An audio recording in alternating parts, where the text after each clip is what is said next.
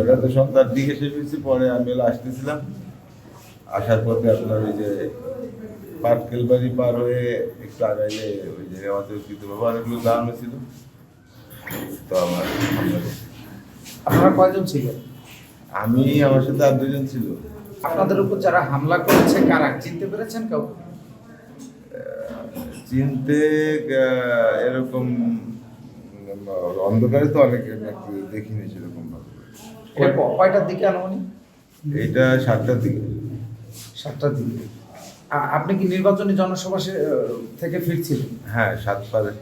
আমি তো অন্ধকারে এই করে অতর্কিত ভাবে হামলা করে, আমি তো ওইভাবে বলতে পারবো না।